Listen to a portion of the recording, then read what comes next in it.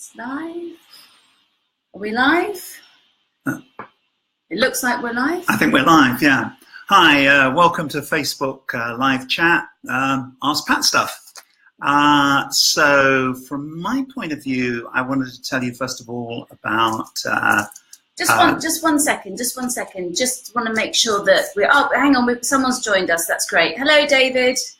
Hi, David. Thanks for joining us. So we know that we've got somebody watching now. And hello, Chris. Hi, Chris. Hi, Chris. I put my teeth in. Hey, just for you. Okay, so are you as you were? Okay, so I was going to start by mentioning the competition, which ends at midnight, and it's a random draw. And let's just move that up a bit. Right. Okay. Yeah. Which features Clint's limited edition print and a signed copy of Serial Killer and a signed copy of Be Pure. And that ends at midnight. You'll be signing this as well. You'll be signing absolutely. The print. Yeah. Yep. So to win that, you just have to buy a copy of the audiobook of Be Pure, and you're just entered into the prize draw. Yeah, and it's also to announce there's a signing and talk at Orbital Comics in the West End, and that's on Friday the 29th of September. The signing is between 5 and 7, and there's a talk afterwards from around 7:30. So we've already got some questions. So I thought I would cover some of them just now. First one from Remy, who asked about the follow-up to Be Pure. Is that right? Yes, let me just scroll through. Right, okay. Hi, Remy. Thanks for asking lots of questions. He says, I would also love a follow-up of Be Pure, Be Vigilant, Behave that would cover non-2000 AD related material, French Market, Toxic series, Death Race 2020, Marshal Rule, of course, The Redeemer. Is there something that could see the light of day in the near future? Well, what I was thinking of was doing a book which covered Martial Law, Requiem Vampire Night, and Accident Man, and maybe a kind of miscellanea on some of the others. Be Pure has done really well. There's a lot of interest in it, and so it was trying to think, well, what's the best sequel? I mean, there's a part of me that would like to do something on, say, battle and action. But I think from a sales point of view, I think from talking to fans, Martial Law is a strong possibility. And, you know, even combined with Requiem and Accident Man, that might be a little too much for one volume. I have to see. But also what anybody, you know, what fans think, what they'd like to read next. And another question? Right. Any particular order? We could go from the first... Rehan, sorry, I don't know if that's how I say your name. Sorry if it's not the way to say it. Rehan, you asked, as the vast majority of stories in early 2000 AD and action were just a single episode, are there any that stand out that you wish could have been spread out over more episodes? I guess what you're thinking of is the fact that they're self-contained. In other words, they're serials, but they're self-contained.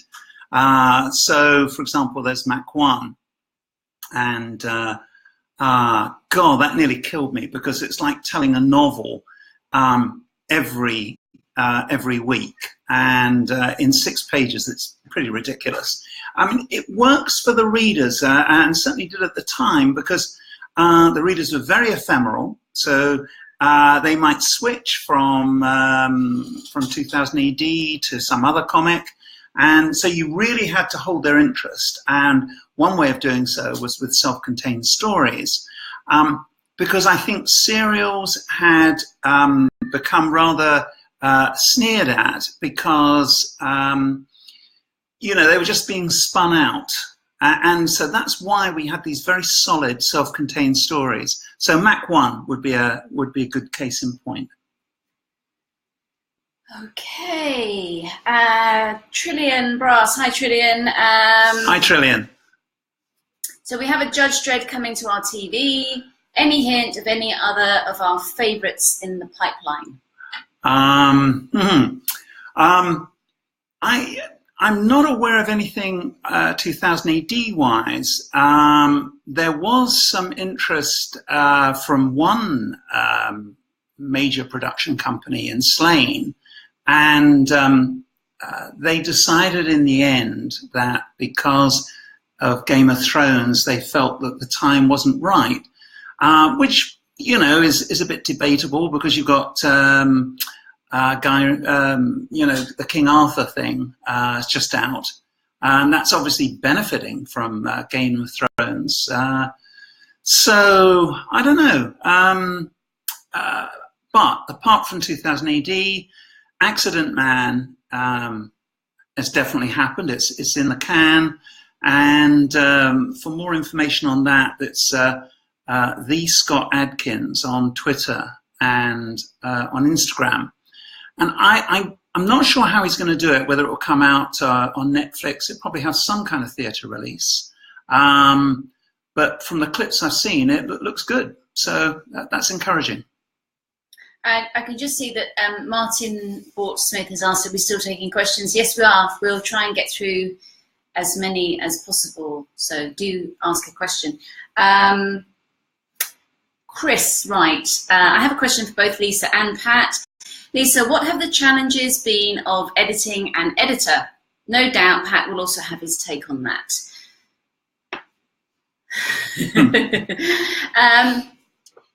It's been very positive. I think one of the great things about working with Pat in that editing capacity is that because he is an editor and because he understands the principles of storytelling, I mean, it's obviously an ongoing process, you're constantly improving that, but you know, so if we have, if I notice something that I think is missing an emotional beat or an emotional arc, or you know, something that could just be lingered on a bit more, and I discuss that with Pat, then he, you know, if the principles are sound, then he takes that on board. So we don't really kind of argue about, oh, well, I like this and you like that, and then we can't, you know, reach an accord, because I think we are trying to follow those principles, and that counts for cutting stuff as well. You know, if we just feel that it's kind of,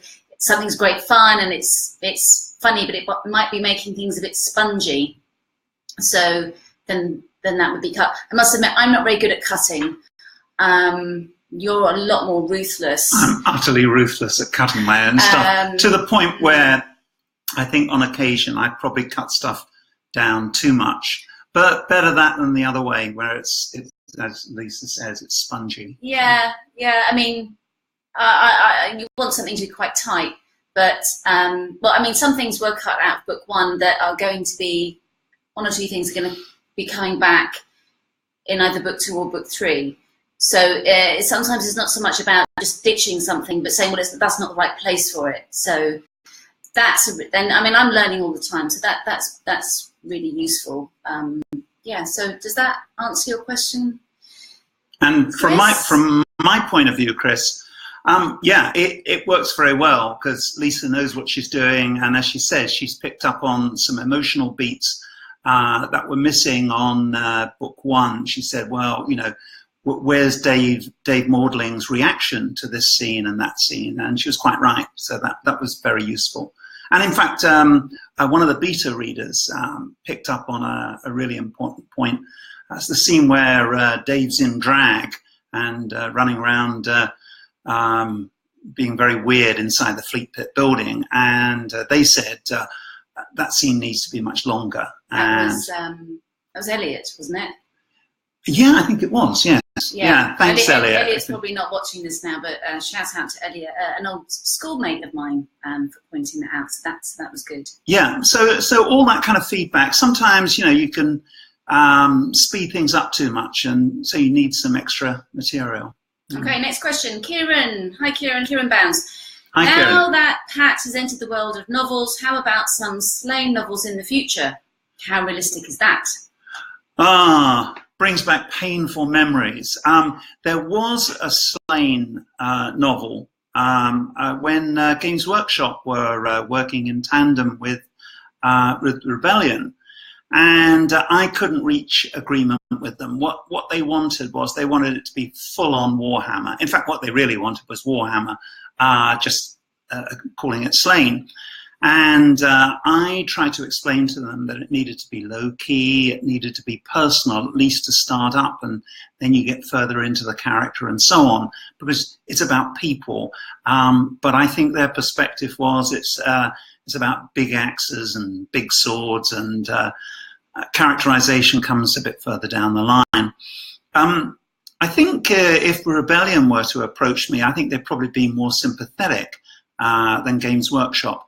But there would still be a fair amount of interference, and they would probably feel they knew better than I did how my character should roll out. So who needs the grief? That's the beauty of being, of publishing independently, is that you can actually control your own destiny. So I really recommend it to any other writers or new writers who are, out there. It's the way to go. In fact, there's so many novels and so many books I would like to do, having done the first one, Serial Killer, that they're backing up as a queue. So it's like, oh God, where do I start? So it's exciting from that point of view. Another one from Remy, and then I'll probably switch over to the live questions that are coming in. I'd like to know how you manage your collaboration with Kevin as co-writer of the Read 'em and Weep series. Does Kevin just give ideas and the synopsis, or is he responsible for entire sections of the book? Well, the whole Read 'em and Weep series started off as a sitcom. And it was, there was a guy at the BBC, a producer, as producer of Spaced, Gareth, and he liked it. He signed off on it, and then he took it to his boss, and his boss at the BBC said it's too niche. That argument that all of us face, with science fiction and comics. Oh, it's too niche. People aren't interested in that, etc., etc. So Kevin and I had written it as a sitcom, and in terms of the actual content, at least 50% would be Kevin's. Some of the darkest and funniest lines, it may come as no surprise to lots of you, actually come from Kevin. If you see a particularly vile and dark line in Serial Killer, there's a fairly good chance that will be Kevin's. So we had this sitcom, and we tried it in different ways. And for example, Radio 4, they said it was really funny, but they said, quote unquote, it was too visual for radio.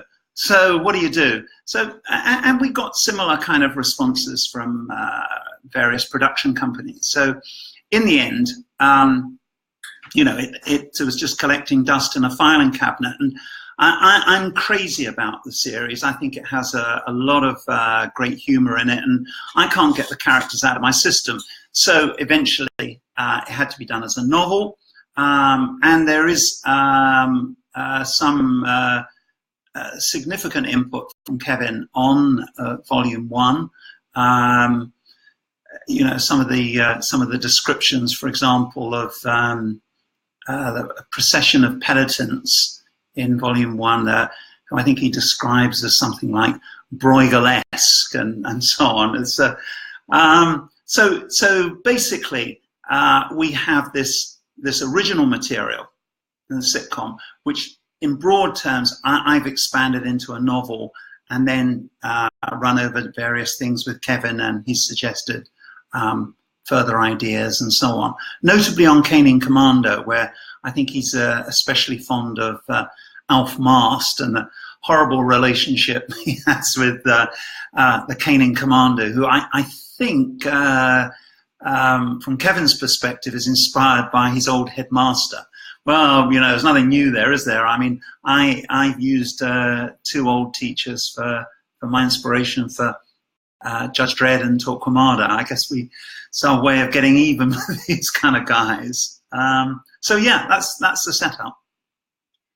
Okay, next question. Yeah. David Carden, I've noticed you using a lot of songs in your 2000 AD stories of late. Is there a particular reason for this, or does it just help boost the word count? Cheeky. What, in the comic? Yeah. That would be in Savage. Oh. And Grey Suit. You have right, okay. Well, guy with musical Tourettes. Yeah. That's a good point. Yeah, I've been using songs in stories for David, there is a song in Savage that Pat wrote himself. So, you know, can you spot the one that he wrote that isn't the authentic blues number? Well, the musical Tourette's is based on someone I know who has a kind of musical Tourette's. So it's a great character, and it's. Shall he remain nameless? Yeah, and he doesn't read 2000 AD, and he wouldn't recognise himself anyway. No. If he did, he'd start wanting royalties or something. Well, I don't get royalties on Grey Suit. He ain't getting any for a start. And then the other one, the Savage one, is interesting. And I would like to have to maybe develop that further. But, you know, I get very little feedback from 2000 AD, so I never know whether ideas go down particularly well or particularly badly. And it's one of the reasons we're doing this, so we can actually get some feedback from readers, because sure as hell don't get anywhere else. And the idea behind that was, if you look at a movie or a TV drama, that when there's action going on, they often have some music going on, a song or whatever.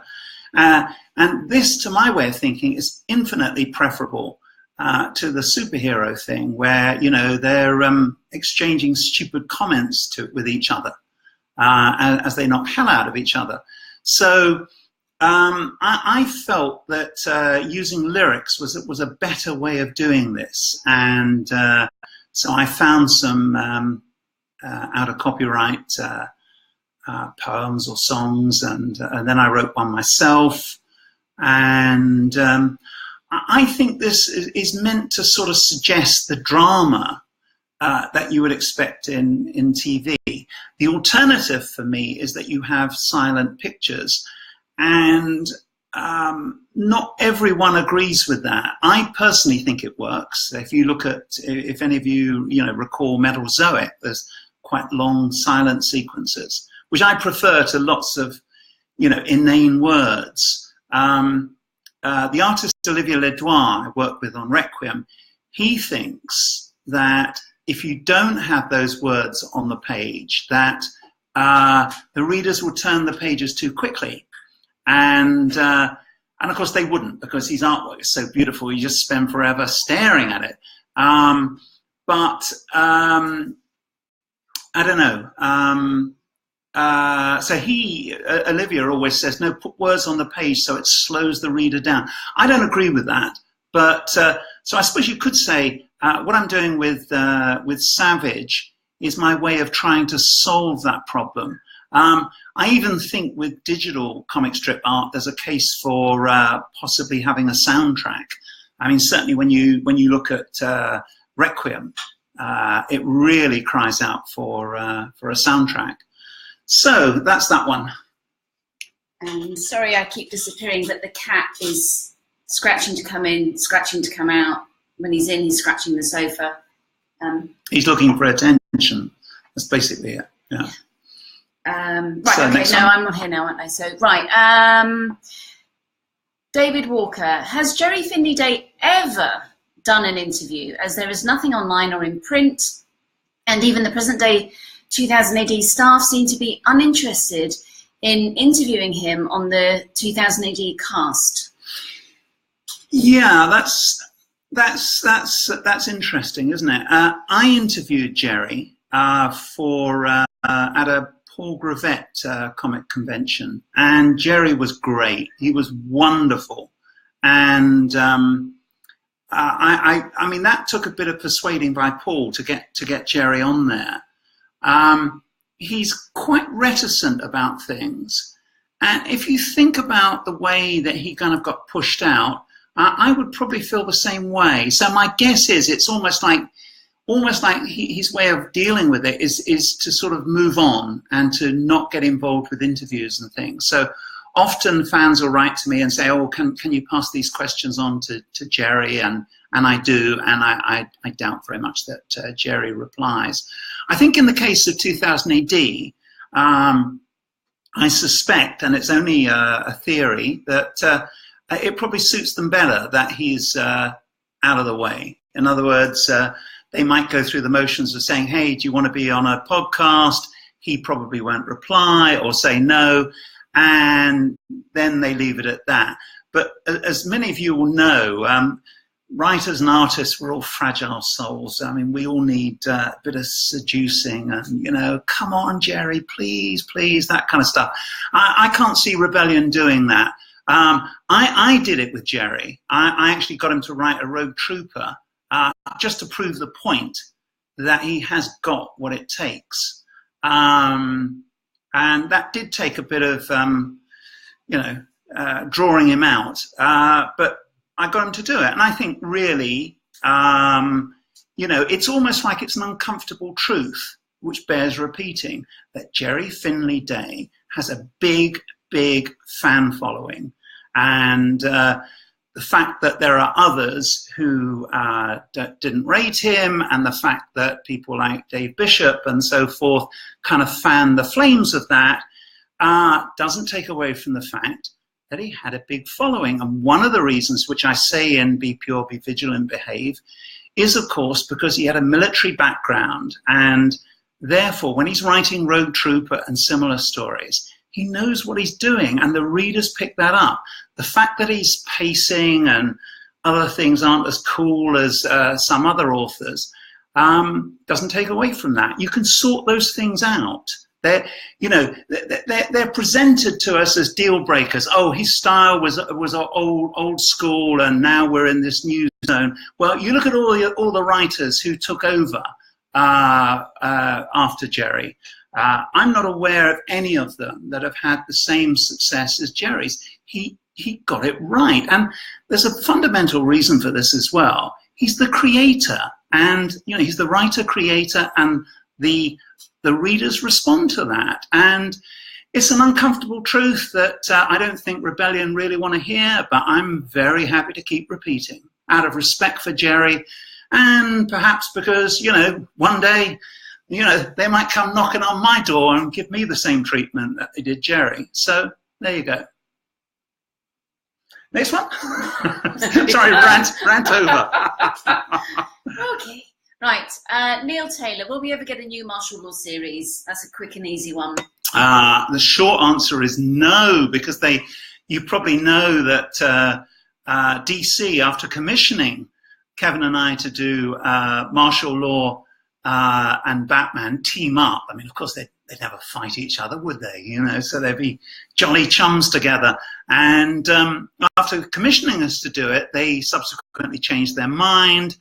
So I think that kind of puts the kibosh on it. I'm gutted, but I just don't see a way forward on that. And they don't seem interested in originating any new material, do they? Not at all, no. Sadly not. No. I think the only way that could happen is if there was film or TV. Oh yeah, that would be completely different if they. And speaking of which, John Otteray, hello, John. One of our hi, John. Hi. Not my fan, Pat's fan. Pat, did anything come of the brief exchange between you and Ben Wheatley on Twitter? He seemed keen on martial law.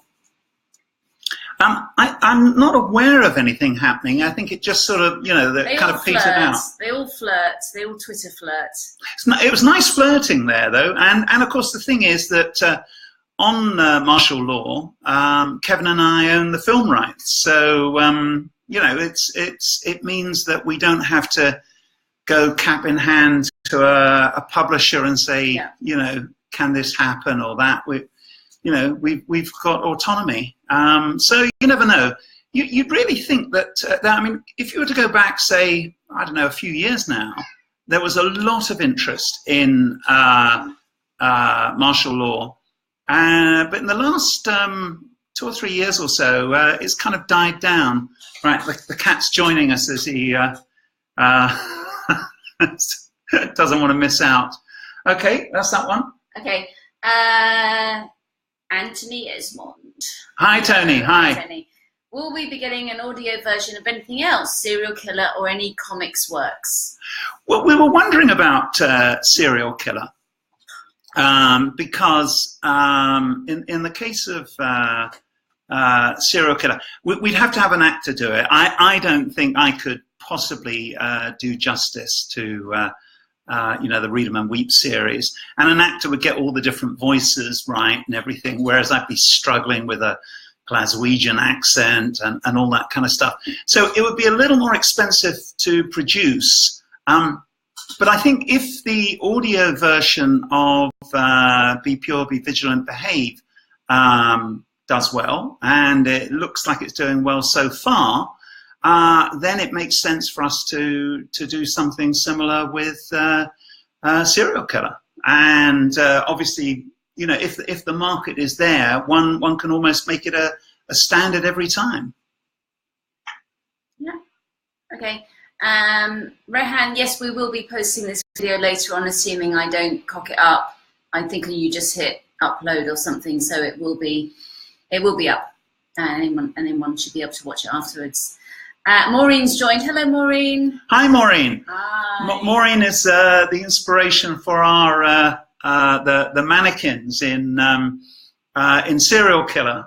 If anyone's sort of reading that sequence and thinking, my God, those sound really authentic, like Pat really knows an awful lot about mannequins. It's I do my research, and Maureen is the wonderful source of that research. Yes. With her fabulous mannequins. Yeah.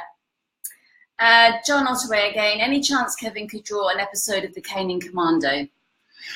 He did draw some images of the Caning Commando for the magazine interview, on the series. I think at the moment we almost wanted to get. I'm halfway through writing the sequel, which is Goodnight Johnny Boy, and I think once that's out, I'd rather like to think that it will attract some fan art as well. We've had some fan art on book one, Serial Killer, but as the stories are actually developed, I think there could be a case for possibly attracting some fan art, which we could put up in the gallery. Yeah. And of course, the thing is, if there was a lot of fan art, in other words, if people really got into the characters, and that wouldn't necessarily just be Caning Commando, it might be Feral Merrill, it might be the real-life characters of Dave, Joy, and so forth, or it might be new characters, particularly when we get to my alternative version of 2000 AD. In other words, it's like I'm starting 2000 AD all over again with Space Warp. That starts to happen at the very end of Volume 2, Goodnight Johnny Boy. But I would actually be really interested to see that. And this is jumping way ahead, but supposing that were to work, I'd actually like to see it as original art rather than sampling other artists' work and putting new captions on it, because then it would open up the possibility, which would be very dear to my heart, of a Read 'em and Weep annual, with lots of stuff in, and that'd be a lot of fun. Obviously, the series has to really take off, and it has to be nearer to completion, I think. But I think nowadays, with great advances in indie publishing printing, that we might be able to do something like that in future. The whole digital thing sets you free with CreateSpace. Certainly black and white is pretty straightforward. getting into art, we've got to be a little careful because, you know, it's one thing to just run off text and words. Once you start running off art, it gets a little trickier, and we need to learn how that works and how well it works and so forth. But it's certainly possible, and potentially colour as well. Now, if colour works, in other words, if you can do create space, print on demand, and we are likely to find out about that towards the end of the year, well, you know, it potentially changes publishing, because publishers have writers and artists by the short and curlies, and they show us no fucking mercy, whereas this liberates us all. It means that we are not, you know, with publishers, they say, oh, it's got to do so many print runs, and therefore you've got to change the story, and the artist has to change the story, and so on. They don't use their power very well, to put it gently. It's also just the delay in things happening. You know, it's like steering an oil tanker, isn't it, in publishing? I mean, look at Requiem as a case in point. I mean, okay, that is Olivia as well, but Glenna are not particularly fast about things. They're not fast about making decisions. Whereas, you know, you decided to write Be Pure, Be Vigilant, Behave when? Late April, early May? Something like that, yeah. You started writing it, and we published it. Yeah, it's a much more immediate process, and you're much more in touch with an audience and so forth. And the thing is that in the past, it's always been the case that the publisher has this warehouse full of your books, and he has to pay a printer, and he has to pay a distributor, and he has to learn the mysteries of Diamond, which drive you nuts reading about Diamond, you know, and they want this, and they want that, and they want the other. And our experience so far is that you can cut through a lot of that shit. And if we can do that, then there must be others who can do it. And it makes the whole publishing process that much more democratic. I guess I'm probably talking to the converted, because there's probably loads of you out there who are already in the indie market, what is called the small press. But I don't know if it necessarily has to be small press. With enough marketing, you can sell enough copies to make a good living. Okay, next question. Quick one here from Andy Downey. Hi guys, is the Joe Pineapple's solo series still happening? Simon is really convincing. I was on a podcast with him the other day, and I was going, hi Simon, how's the Joe Pineapple's artwork going? And he didn't answer, but later he said, yeah, he said, I'm doing one a month, and he sounded really convincing. What panel? one episode a month. I've seen two penciled a pencil spread of it will be full color.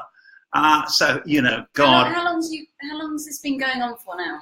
Oh, only about 2 years. Only like 2 years. Only 2 years. It's nothing, is it? I've probably got another 3 or 4 years to go, and that, of course, goes for the readers as well. I mean, you're astonishingly patient, and hey, it's Simon. What can you do? You have to be patient, and he knows it. Let me see. Martin Smith again. In the book, Pat talks about how he feels France and Japan both treat their writers and artists better than the UK does. I was wondering what mangas in particular Pat enjoys. I'm not actually personally that into manga. So no particular name comes out.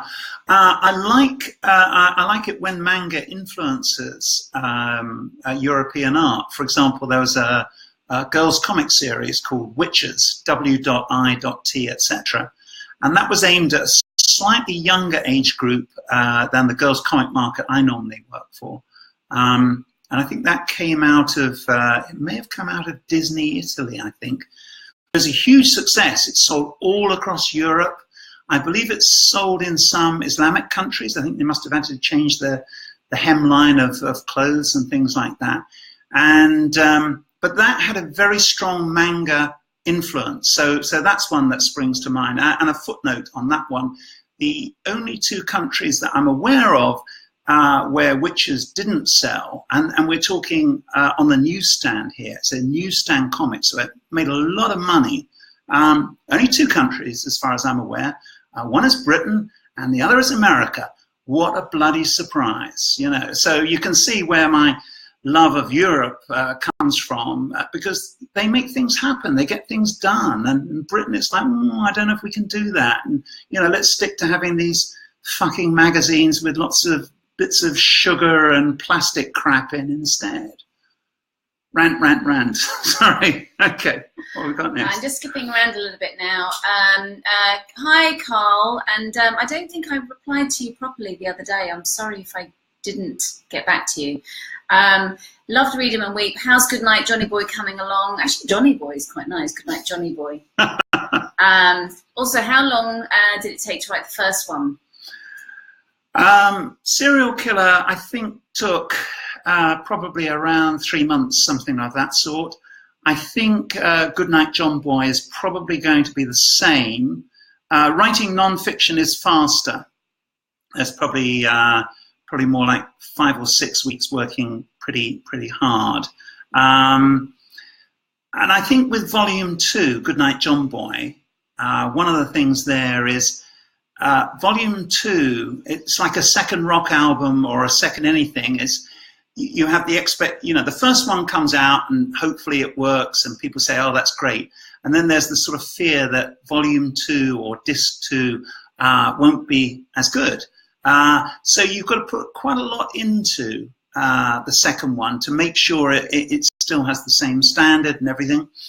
I'm hoping Volume 3 will be, I'll speed up a little bit, because I've got to think about who the murderer or murderers are and how they fit into the story and so on. But by Volume 3, I've pretty much got it paced. But it's a labor of love, so I enjoy doing it anyway. Okay, Neil Gardner. Hello, Neil. Hi, Neil. Hi. Can we meet your cat? He's gone off in a huff again, I'm afraid. You know what they're like. Rob Mead, have you got an ending for Savage in mind? Have you planned what's coming? Well, the upcoming Savage story, I think, is pretty interesting, and that's the one with the 1,000-year stare, where that's revealed, and there's a lot of revelations in that story, and then afterwards, one's almost got to ask, well, where does the story go from here?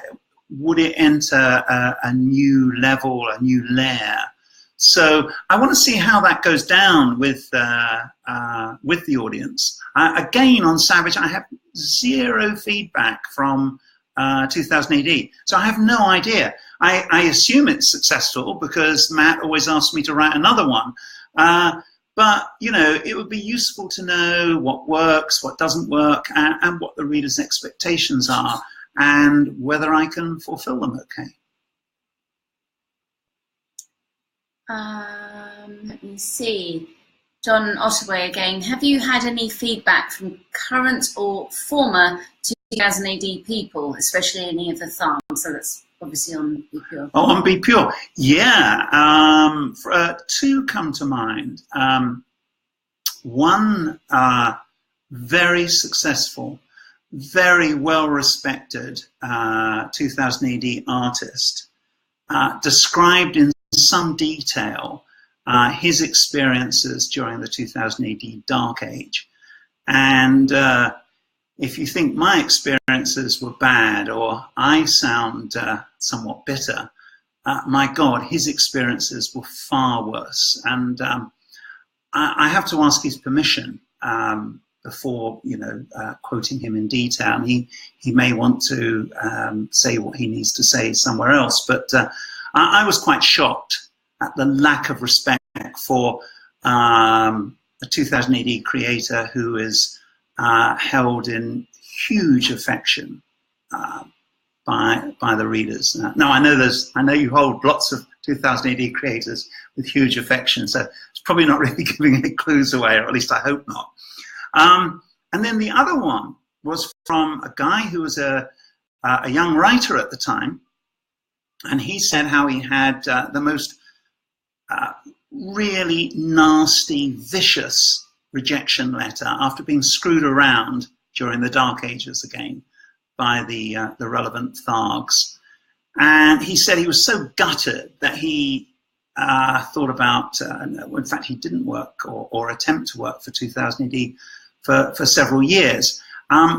He's now a more established author. And so I said to him, do you mind if I, repeat what you've said? Because he'd sent this to me as a personal message. I said, well, can I quote you on that? And he said, and it's totally understandable, he said, I'd rather you didn't at the moment, and I suppose his reasoning would be it's, just in case there was some repercussion or whatever. And so the significance of this is that, this whole thing with the Dark Ages, it's not like, oh, well, that was a long while ago, so get over it and forget it. The effect of that wretched period in the 90s is still being felt today, that creators can feel so downtrodden that they feel apprehensive about speaking out. And as you can see, I don't have that problem. In fact, I never have. But I think for an awful lot of people, they are nervous. So if anybody else from that era wants to say anything, do drop me a line. And because if we don't speak out about this kind of unfairness and oppression, there's always the risk that at some future point it could happen again. Just like fascism. Yeah. Yeah. Right. Next. Yeah. Next. There's lots here. I don't know if we better get through them all. Neil Taylor. What are the chances of the Marshal Law crossovers being collected? Savage, Dragon, Pinhead. You would think.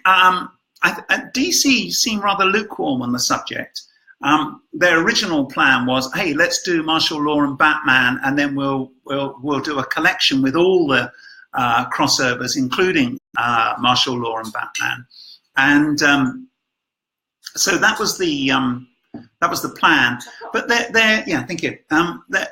They don't seem that keen. So I suppose it's with all these things, it requires energy on the part of the creators, that you've got to plead and nag and so on, and they'll come out with all these, probably bullshit reasons why, oh no, it's not possible. It's only when they really want to do it that it's going to happen, because you've had this with everything. Third World War. Third World War is a classic case, yeah. Almost since as long as we've been together, which is 8 years, 9 years. It's your conversation. You keep going. Shouldn't have gone down that one. Third World War has been going to be reprinted. Maybe not quite that long, 7 years or something. It's been going on forever. Yeah. And it's just bullshit. They obviously don't want to do it, otherwise it would happen. And you keep getting these bullshit responses from publishers, and it's gaslighting. So you think, oh God, am I going crazy here or not? But yeah, so the answer really is, if a publisher wants to do something, they'll approach us. And as they don't seem overly keen on quite a number of things, all of which are actually commercially viable and people will buy, it's just not their priority or not their personal taste. So you can understand why I've gone down this indie road, because it's just like, I can't keep doing this. I'm not getting any younger, and I'm just sick of beautiful stories just, being stuck in a filing cabinet because they don't happen to appeal to the publisher or editor, who, in my view, is exercising his personal taste rather than the reader's taste. Okay, John Late, is it? Hi, Pat and Lisa. Pat, you have a very recognisable voice, and the audiobook is all the better for it. But if any 2000 AD stories were adapted for an audiobook, Which character would sound like you? Well, I think you know the answer to that. It's got to be Rhodes, isn't it? I suppose Rhodes would be very easy for me.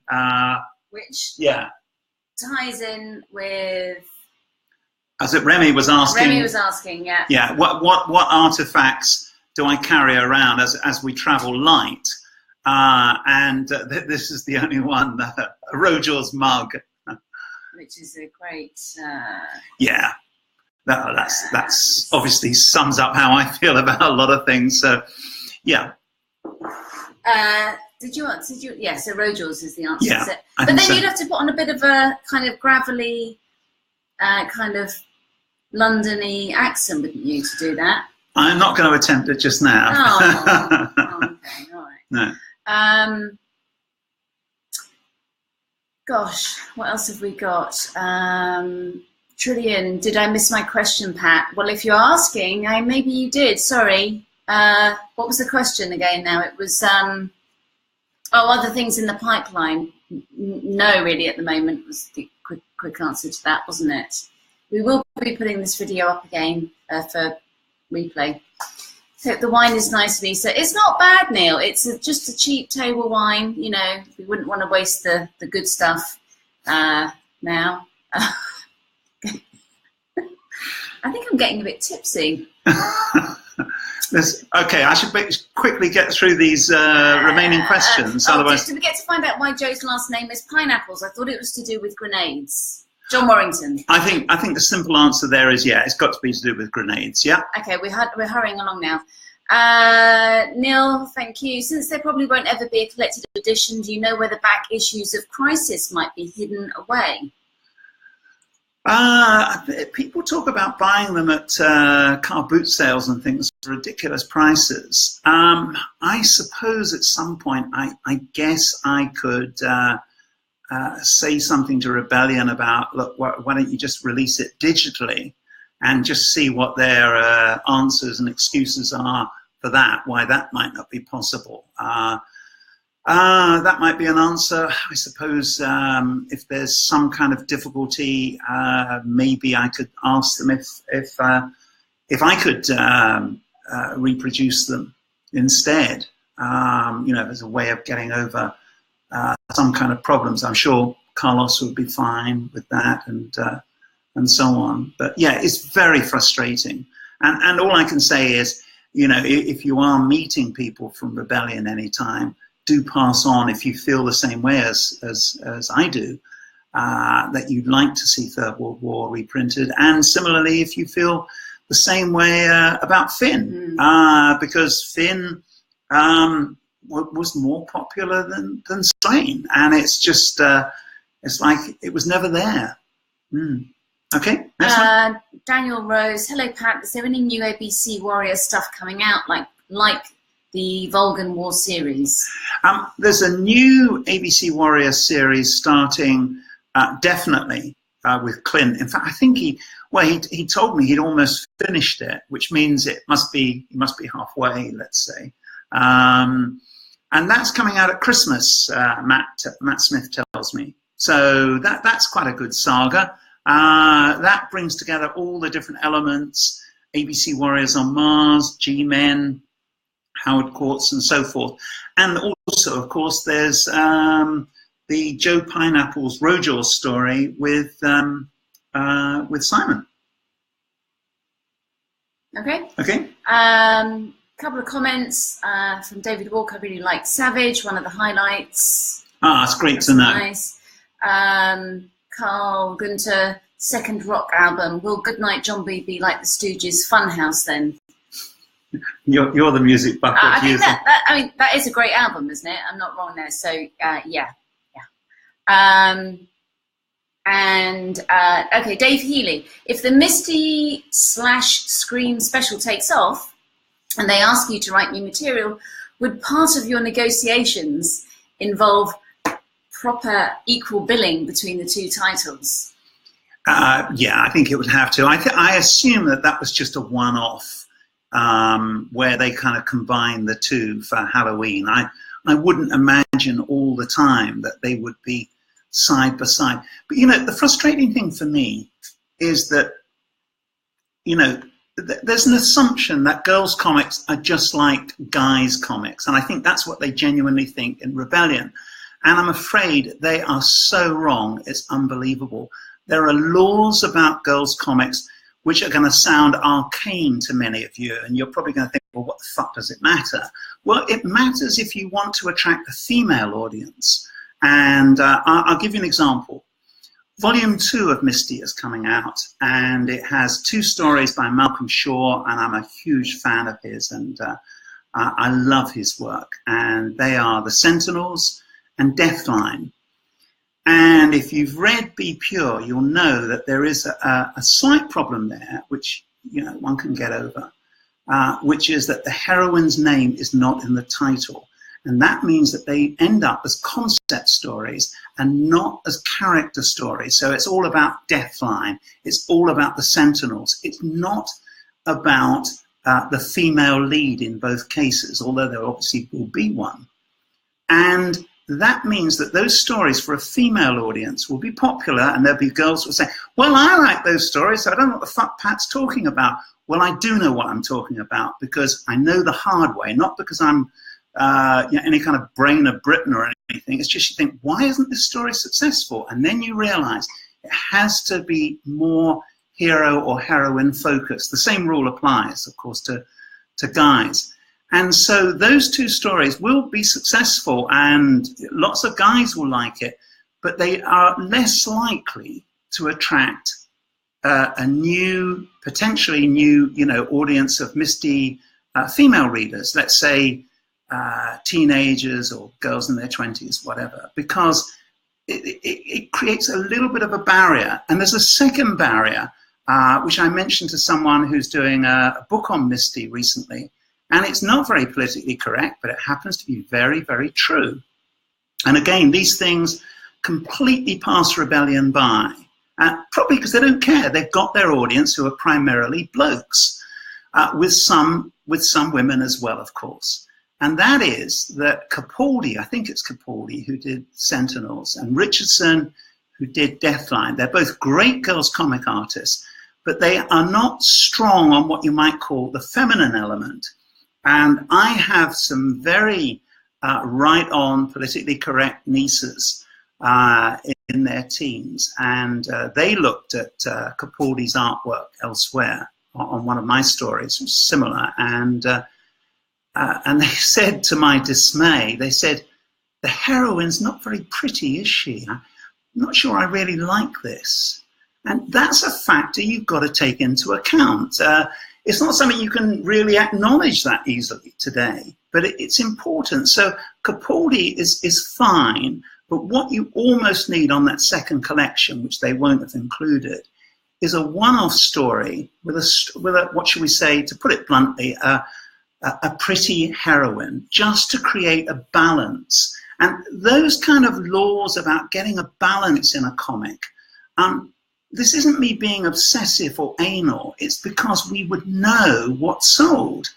And when comics and individual stories didn't succeed, we'd all sit around and have an inquest. And once we figured out what had gone wrong, we got it right next time. And it dismays me to think that those rules those laws that were discovered the hard way are going to be forgotten, which is why I ranted on about them in Be Pure, Be Vigilant, Behave. Because the alternative, if they are overlooked, is editors and publishers will then say, well, the girls aren't interested in these comics anymore. Just as they said exactly the same thing about how kids in Britain are no longer interested in comics. In other words, the generation that would have that bought Action and 2000 AD and Battle, a similar generation today aren't interested in comics. It's bollocks.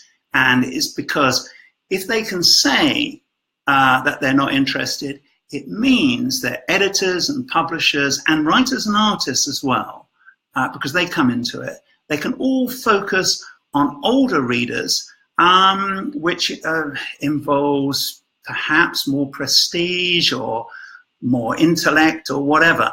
I don't feel the same way. As I say in Be Pure, I'm happy to write for both audiences, but I actually like the challenge of writing for demanding 12-year-olds because it's so fascinating to get it right, not to write a stupid story for them, but to write a cool story that isn't talking down to them and isn't way over their head either.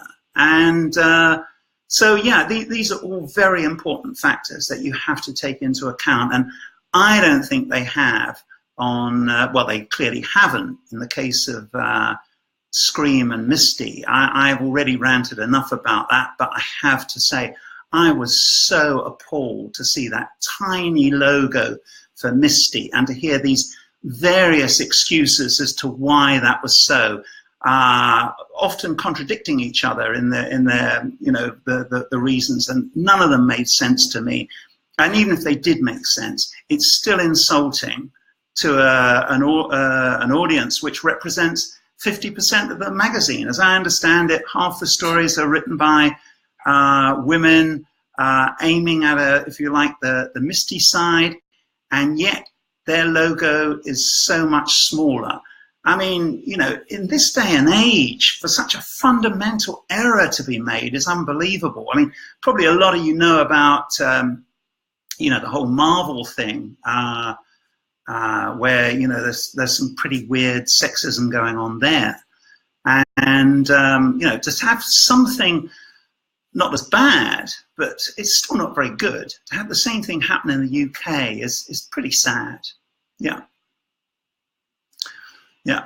Okay. What's the next one? Lisa's going to say we have to go, aren't you? I know. It's really nearly an hour. Okay. Couple of comments. Pete Stewart, Rhodes shaped my destiny and attitude for 40 years, and he's my hero. And Brilliant. Yes, I am a glorified bin man. Why is a glorified bin man? Right. Yeah, that's interesting. Special bin man. Stephen Reed. Pat, are you Dave Maudling? And if so, where is your fur coat? Who asked me that one? Stephen Reed. Okay. Well, all the characters, Dave, Greg, and Joy, they all have elements of both Kevin and I. Neither Kevin nor I are particularly attracted to fur coats, as far as I know. I'm certainly not. I couldn't afford one to begin with. Kevin is very good at tracking down weird and unwholesome obsessions. And we used some of those unwholesome obsessions way back in Marshal Law.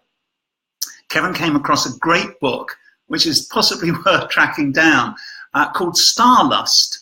And it's about fans who form really bizarre lusts for particular rock stars and things. One in particular who they were really obsessed by was Barry Manilow, and many of them thought he was Jesus Christ. So Kevin is really good at collecting these things, and he came across this stuff about fur, and I said, "My God, this is brilliant!" And I probably said to him something like, "Has anyone done this?" And because, you know, you're looking in, especially for a sitcom, you're looking for weird aberrations and sexual aberrations that are repeatable and are funny. And we're not aware. I don't think there is anybody else who's come across it. And so we had a lot of fun with that. And I'm still thoroughly enjoying myself with poor Dave's obsession with fur coats and making sense of it. You know, his you know, Freudian relationship with his mum. I think that's a lot of the fun, isn't it? Is that Kevin comes up with some great ideas, and then because it's a novel, you have to find the logic behind that. Yeah, Kevin is quite intuitive. He will come up with some really weird ideas, and then if you like, it's sort of my department to say, well, why does he like that? And if you think all the way back through a lot of the stuff Kevin and I have done on Marshal Law, Nemesis, and Roadbusters, and so on, that probably holds good. Right, still loads to get through. And we have a comment from Stephen Barfield. Hello, Stephen. Hi, Stephen. Hi. Hello. We know Stephen personally. As Rebellion now own the IPC back catalogue, is there any of your old characters you would like to see reprinted or would like to bring back? Well, I'd like to see lots more girls' comics reprinted.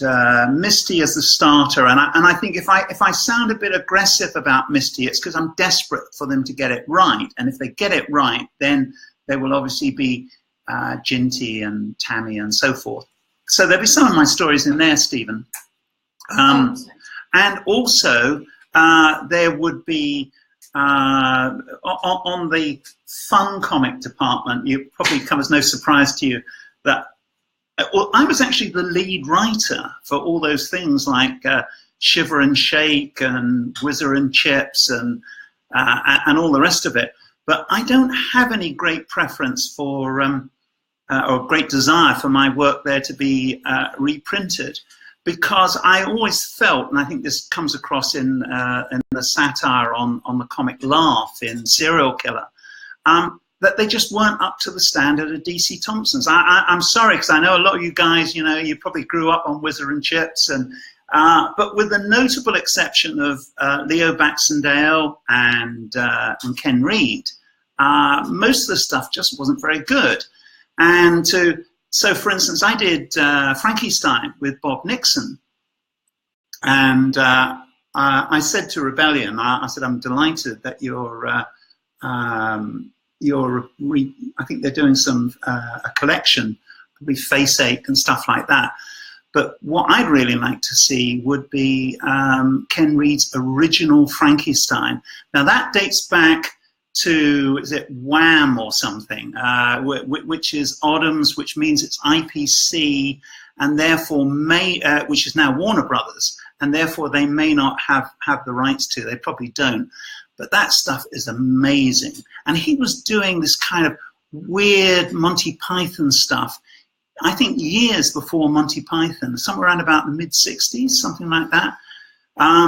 And I remember saying to Bob Painter, who was in charge of the so-called Fun Factory, I said, well, look, I think I more or less said to him, why don't you sack me and get the original creator back on Frankenstein rather than myself and Bob Nixon?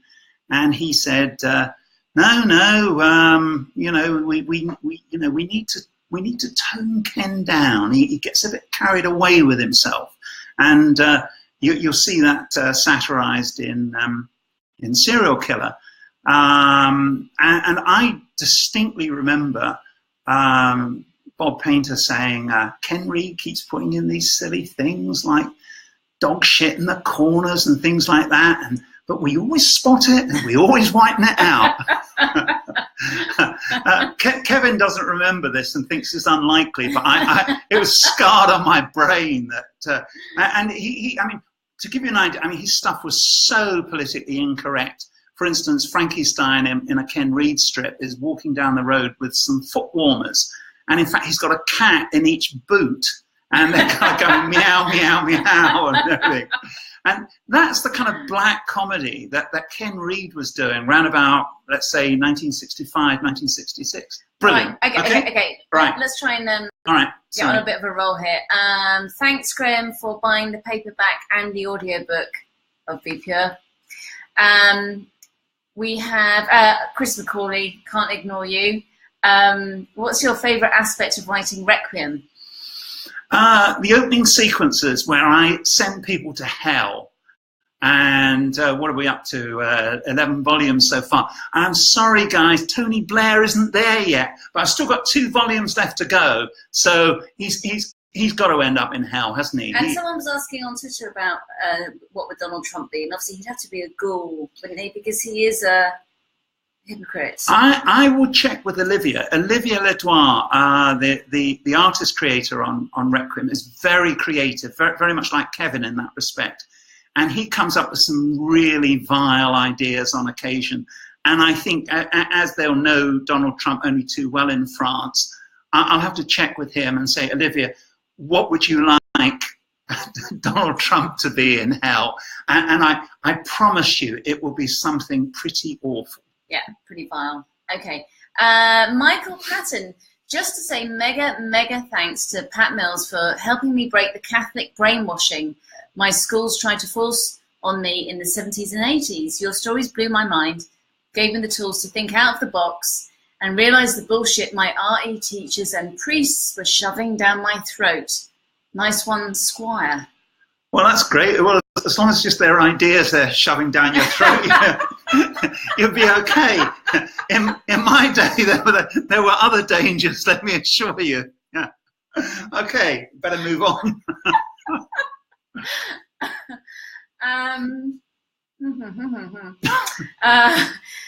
Jason Wilson, what are your thoughts on new creators chasing publisher prestige instead of the creative freedom of self-publishing, but less of an audience reach in terms of publisher distribution? Both have interesting pros and cons. That's a big question, Jason. But okay, it's easy for me to say as an established author to say, okay, I go indie and I have Lisa here to market and publish and so on. So, that makes a huge difference. But I think the whole thing is, I think people are so intimidated by publishers and agents as well that they don't speak out enough on it. And I guess I've reached a point where I think, fuck it, what have I got to lose kind of thing. Because I've had agents, and this is an experience of established, successful, more successful than myself. And they all say roughly the same thing. A lot of agents, if not the majority, are bloody useless. They're great at drawing up contracts and squeezing an extra percentage, but in terms of actually getting you in somewhere, generally their track record isn't good. And, I think we talked about this on Facebook, that if you go to a publisher, they're going to want you to alter your book. Now, if you're a new writer, you're insecure about your talent. So you're thinking, maybe they're right. And, so the publisher or the agent says, well, we want you to change the third act and this, that, and the other. And sometimes they'll be right. Sometimes it is valuable to have a really good script or story editor. But so many of them are useless. And if you're a new author, you're not going to know the difference. And so my advice which I'm following myself, is you find yourself a guru you can really believe in. And my particular one is Robert McKee, who wrote the book Story. And, and he becomes your god, only you mustn't tell a script editor or a publisher that you have another god other than them. I mean, you've got to kiss their asses so that they can say, oh, how wonderful they are and all the rest of it. But yeah, and go to some, let's say, seminars, workshops, all those kind of things, and learn those things then, so you have enough confidence that when you come across a publisher who tells you to stand on your head and things, he's talking crap.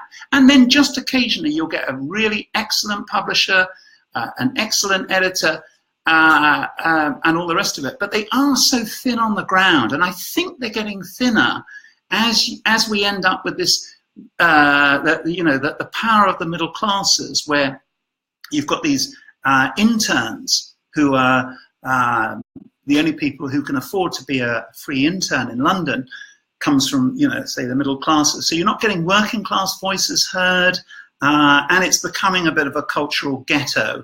And of course, the number of independent publishers are pretty thin on the ground as well. So all that has to be in favor of indie. And there are great courses on how to market your work independently. Now, the first thing, of course, is all of us as writers and artists, we think, oh, fuck, the last thing we want to do is, it's hard enough, writing or drawing, you've got to sell the bloody thing as well. Well, either yourself or someone close to you has got to do it. And there is, I think you should come in here and just give a plug for your guru. My main guru in indie publishing is Mark Dawson, and he is fantastic. Now, he built himself up from zero, didn't have a fan base, but he has a very methodical approach, very scientific approach to what he's doing and who he wants to reach. He writes thrillers, action thrillers, spy thrillers, and it's interesting you talk about audience reach because he may not be competing with somebody like Lee Childs, but his reach is huge, and it's more a question of the innate prejudice in publishing circles that would make you think that he is less of a published author than someone traditionally published. Yes, because he's huge. He's getting some attention on him now in the national press because he's actually one of the success stories of indie publishing. So, it's sort of starting to kind of cross that line from people thinking of it maybe as just being vanity publishing, which it isn't at all, into something that should be taken seriously. But he still has experiences where he goes to events where there are, where he's rubbing shoulders with traditionally published authors. And when they find out that he's actually self-published, they sort of seem to think that he doesn't have anything that they want to know, that it's not relevant to them. And the irony is that if you are a traditionally published author, unless you're somebody really big deal, J.K. Rowling, Tom Clancy, whatever, you're going to have to do all the marketing yourself anyway. Otherwise, your book is not going to be publishers won't do heard above the general noise. They'll tell you they will, but they won't. If you ask about a marketing budget for your book and what the plans are for actually getting your book out there and reaching people, that's when you're going to find out what can they really do for you. And the thing about indie publishing is that at least you can make all of those decisions yourself. I'm not going to lie, it's not easy. It's really hard work. So Pat has an established fan base, and that's what we're building on. But somebody like Mark Dawson, and there's a female writer, Joanna Penn, who writes action thrillers, and both of them started from scratch, and they are doing this full time. And they are earning very good money from this as well. It works. And I don't know if I said this previously. We met one author who'd only been going, I think, a couple of years, and he's got about 5 or 6 thrillers out now. Is this the zombie guy? Well, no, I can't. I was going to quote figures, and he's pulling in a good living. He's pulling in $3K and more a month, and he's unknown, as it were. But because he's found the right genre, and he's definitely writing to market. Yeah. So and those figures will compare with a lot of comics, sadly, in this day and age. In other words, it's so. Sooner or later, that is going to catch up with the world of comics, which is, I suppose, why I felt I had to say so much about it. There'll be a delayed reaction before it filters in. There'll be enough people who will just hang on to the comic genre. But as wages continue to shrink and as the indie market continues to grow, well, it's the knell of doom. And I'd just like to add to that if anybody is thinking of being published, whether publishing themselves or maybe they're talking to a traditional publisher, it's a really good idea to actually immerse yourself in the world of indie publishing, because there are so many great people who are willing to give you advice. You can listen to their experiences. There's a very supportive community. Mark Dawson's weekly podcast is called the Self-Publishing Podcast. There are many others out there. I couldn't even begin to name them all, where people are actually talking about their experiences. So it would even help you if you eventually decide to go for a traditional publishing deal, to have heard, because many of the indie authors have either been traditionally published or they have been approached by traditional publishers since becoming a success in their own right. So it helps to fill you in on, you know, the pros and cons, and also possible pitfalls and things to avoid if you're going to go down the traditional route.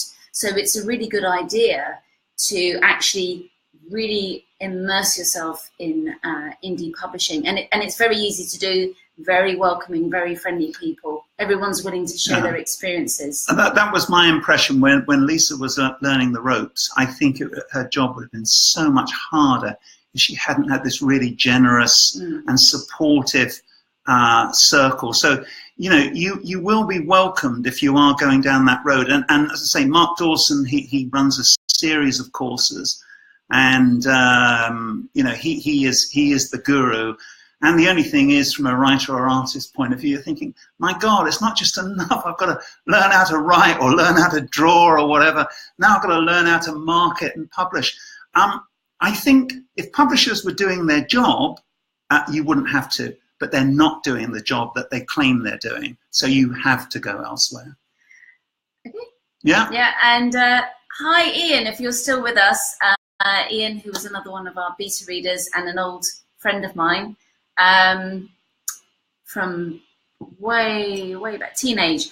Hi guys, just wanted to say I read a stack of Misty comics when I was 12 and loved them. Weirdly, my dad played Ravel's Bolero a lot while I read them, and it still scares me a bit when I hear it, possibly oversharing. I think it would scare me, actually. I've got that sort of, I'm thinking of Moonchild or something like that, with that Ravel's Bolero building up in the background. Yeah, I think I'd be traumatized too. Oh, Ian, you should have shared them with me, because actually Ian introduced me to Hitchhiker's Guide to the Galaxy, and I really needed that when I was 15 or something. And also, Ian had Ziggy Stardust on tape, and I think I borrowed it off you for a very long time. So thank you for that. Okay, and just at the bottom here, Paul Trimble. Hi, Paul. Not a question, but can I thank you for giving us Charlie's War? At the Enniskillen Comic Fest in May, John Wagner referred to it as the greatest British comic strip ever. Essential reading. Oh, that's really lovely of John. That's really sweet of him. John and I met up after God knows how bloody long at Glasgow earlier this year. So it was great to catch up with him and swap stories and things. Yeah, Glasgow's a great gig for comic conventions. I think we're pretty much there. We've probably missed out some people, and I'm really sorry about that. But we are about half an hour over time. Okay. It's an hour and 17 minutes at the moment. So should we just do a quick recap of the competition? There's still a few hours left to go. If you buy the audiobook of Be Pure, Be Vigilant, Behave before midnight tonight, you are in with a chance. You are entered into the draw to win this limited edition signed Clint Langley print, and Pat will sign it as well, and he will dedicate it to you if you so desire. And you also win that glass. You also win a signed copy of Serial Killer and Be Pure. I've lost my sense of left and right. Yeah. Okay. And you can see I'm not a seasoned. I'm not a seasoned performer at this. We might even throw in a licorice pipe. Yeah, definitely a licorice pipe. If you want one. That is Dave's trademark, which I'm keen to. Well, it plays a major role in book 2. So I think that's it. Thank you, everybody, for joining us. Yeah, it was great chatting with you guys, and thanks so much for all your support and all your encouragement. And I hope to meet some of you perhaps at Orbital. And if not, yes, Orbital on the 29th of September. Yep. 5 o'clock, is it, or 5:30? 5 o'clock. 5 to 7 is the signing. 7:30 you're going to give a talk. That's right. Yeah. So yeah, Orbital. Okay. Thanks so much, guys. See you soon. Bye. Bye. Bye.